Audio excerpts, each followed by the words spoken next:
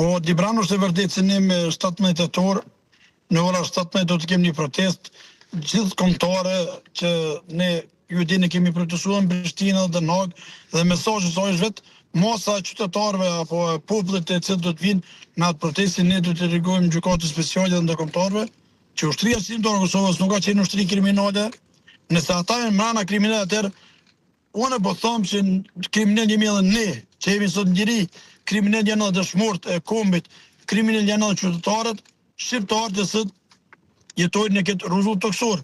Kështu që kjo çka është duke ndodhur atje në Hagë, besoj se jeni të informuar me ju, është një shkelje drastike drejtat të burgosave apo të drejtat e njerëzit në gjitha aspektet dhe ne jemi duke kërkuar vetëm drejtësi, nuk jemi të kërkuar lëmosh, ne kërkojmë një drejtësi të mirë fillt, jo drejtësi politike. Ajo gjykatë më shumë politike se sa është gjykatë për të drejtat e dikujt i mbrojë. Zgucati në Tiranë, pra do organizoni protestë. Pse pikërisht në Tiranë, organizohet në Prishtinë, organizohet në Hagë, tash në Tiranë.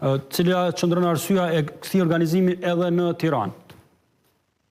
Po, Tirana kryeqendra e shqiptarëve, edhe Tirana gjeneza e ushtrisë shqiptare të Kosovës në vitet më hershme, vitet 90-ta, apo pikërisht në vitin 1990 në Tiranë ishin celulat e para të ushtrisë shqiptare të Kosovës, ku në atë kohë erdhën dhe gjetën srejën këtu dhe gjetën bashkëpunimin të asoj kohë me njerëzit e ndershëm dhe punuan, vepruan për të formuar një ushtri shqiptare të Kosovës.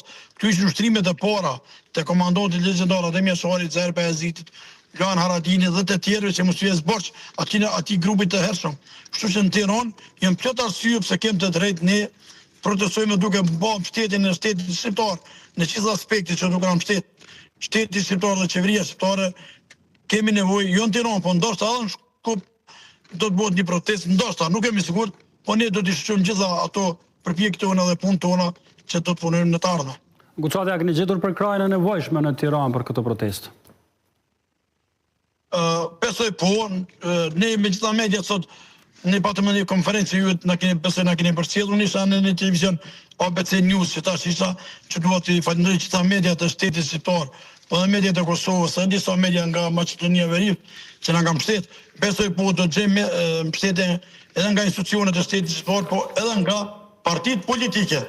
Këtu që ne veç ju dini se Tirana na ka mbështet, çdo protestë ka mbështetje Tirana, si në Kosovë, si në Hagë, po edhe këtu domosdoshmë do të na mbështet qeveria shqiptare dhe shteti shqiptar, padyshim. Gucati, falenderoj shumë për kohën që gjetet lidhur drejt për drejt me ne.